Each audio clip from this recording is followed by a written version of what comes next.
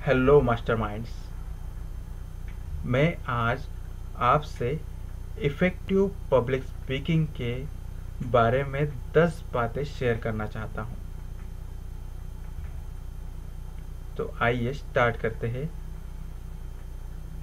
सबसे पहला है तैयारी करें, प्रिपरेशन। इफ़ेक्टिव पब्लिक स्पीकिंग में यह पहला और सबसे ज़रूरी पॉइंट है। आप जिस विषय पर, जिस जगह और जिस समूह के सामने स्पीच देने वाले हैं, उसके अकॉर्डिंग आपकी तैयारी होनी चाहिए। तैयारी करने के लिए खुद को पर्याप्त समय दें, जैसे गूगल, अखबारों, लाइब्रेरी का पूरा प्रयोग करें और ज़बरदस्त कंटेंट तैयार करें। मिरर के सामने उसकी प्रैक्टिस करें। हो सके तो अपने मोबाइल में स्पीच की रिकॉर्डिंग करके उसे सुन सकते हैं और गलतियों को दूर भी कर सकते हैं। याद रखें, आप चाहे कितना अच्छा बोलना क्यों न जानते हो, अगर आपका कंटेंट अच्छा नहीं है तो बात नहीं जमेगी। दूसरा है श्रोताओं से जुड़े। यदि आप एक सफल वक्ता बनना चाहते हैं तो हमेशा श्रोताओं से जुड़ने का प्रयास कीजिए। जब आप श्रोता को एक दोस्ताना माहौल देते हैं तो उनके व्यवसाय, उनकी समस्याओं की बात करते हैं तो श्रोता को कभी भी अकेला महसूस नहीं होगा। आपकी ज़िंदगी के छोटे छोटे किस्से और उनकी ज़िंदगी की जुड़ी बातें, छोटी छोटी खुशियों के पल जब आपकी भाषण के बीच में आते हैं तो श्रोता को आपको अपनाने में देरी नहीं लगती।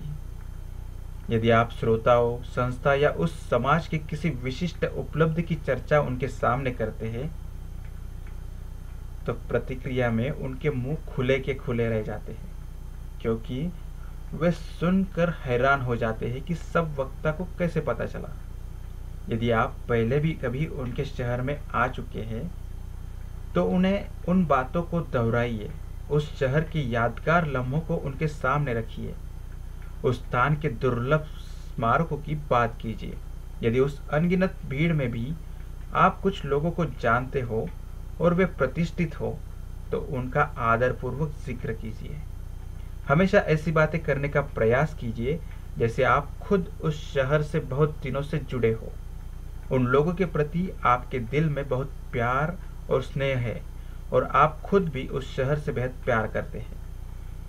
ये बातें जितना अधिक आपके हृदय से निकलेगी उतना ही श्रोता आपको पसंद करेंगे। याद रखिए, बनावटी बातें किसी को पसंद नहीं आती और जितना ज़्यादा श्रोता आपको पसंद करने लगेंगे उतना ही अधिक वो आप पर विश्वास करेंगे। अभी तीसरा है आई कांटेक्ट। आई कांटेक्ट रखें। एक अच्छा स्पीकर स्पीच देते वक्त हमेशा ऑडियंस की आंखों में देखता है। ऐसा करने से उसके सेल्फ कॉन्फिडेंस का पता चलता है। आप भी इस बात का पूरा ध्यान रखें कि आप इधर उधर देखने की बजाय श्रोता को सामने से देखें, और ये भी ध्यान दें कि आप एक ही तरफ के कुछ विशेष व्यक्तियों को ही नहीं देख रहे हैं, बल्कि बारी बारी से पूरे ग्रुप से नज़र मिला रहे हैं। और चौथा है ज़मीन से जुड़कर अपनी बात कहे। कुछ लोग स्टेज पर जाते ही खुद को बड़ा समझने लगते हैं और सुनने वालों को एकदम सामान्य। आप श्रोताओं को कभी खुद से कम मत आंकिए, क्योंकि श्रोता आपको सुनने के लिए उपस्थित है, इसी कारण आप स्टेज पर खड़े हैं। बड़ी बड़ी बातों से डींगे हाँकने की जगह साधारण इंसान की तरह सामान्य शब्दों में अपनी बात श्रोताओं तक पहुंचाइए। इस बात का ध्यान मन में हमेशा होना चाहिए कि बड़ी बड़ी और साहित्यिक बातें सिर्फ प्रशंसा के लिए अच्छी लगती है, परंतु सामान्य बातें सीधे श्रोता के दिल पर असर डालती है। बड़ा व्यक्ति जितना जमीन से जुड़कर बात कहता है उतनी ही ज्यादा वह प्रसिद्धि हासिल करता है। पांचवा है हमेशा पॉजिटिव रहे और श्रोताओं को उत्साहित करे। आपका जिस टॉपिक पर स्पीच देने के लिए बुलाया गया है उस विषय पर हमेशा खुद को पॉजिटिव रखिए। आपका पूरा उत्साह आपकी बातों और शरीर से झलकता हुआ प्रतीत होना चाहिए। आपने कभी नीलामी होते हुए जरूर देखा होगा। वहां मुख्य वक्ता किस तरह जिस पूरे उत्साह से भरकर बोली लगाता है, कि देखते ही देखते वो सबको अपनी ओर आकर्षित कर लेता है कि लोग अपनी हैसियत से ऊंची बोली लगा बैठते हैं। जब भी आप अपना भाषण श्रोताओं तक पहुंचाने वाले हो तो स्वयं को उत्साह की चरम सीमा पर ले जाइए। आपका आत्मविश्वास और उत्साह लोगों के दिलों में आपकी जगह सुरक्षित कर देगा। और छठा होगा स्पीच बिना देखे बोले। अगर एक प्रभावी ट्रेनर या स्पीकर बनना है तो आपको बिना देखे बोलना आना चाहिए।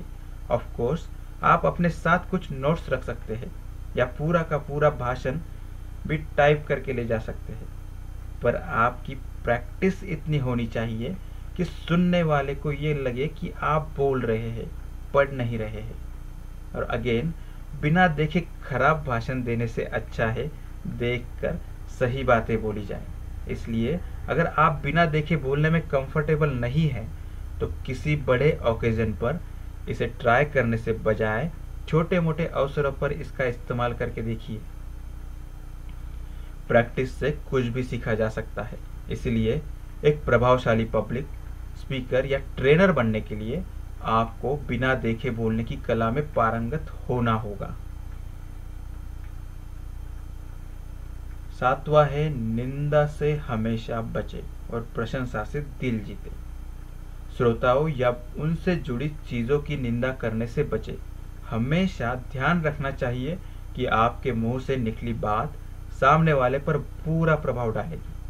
कई बार हम किसी क्षेत्र और वहां की अव्यवस्थाओं पर कड़े और तीखे भरे स्वर में निंदा कर देते हैं। आप निंदा करके रातों रात चीजों को बदल नहीं सकते, इसीलिए किसी कमी पर ध्यान केंद्रित करने की बजाय उस कमी को दूर करने के उपायों पर बात करना सही होगा, और यही आपके श्रोताओं को भी अच्छा लगेगा। श्रोताओं की दिल खोलकर वास्तविक प्रशंसा करें, क्योंकि प्रशंसा ही दिल को जीतने का सबसे अच्छा माध्यम है। श्रोता बहुत समझदार होते हैं, उन्हें मक्खनबाजी और वास्तविकता का फर्क बहुत अच्छे से पता होता है। आठवां है ह्यूमर का प्रयोग करना। अच्छे वक्ताओं का एक बहुत बड़ा हथियार होता है ह्यूमर, हास्य।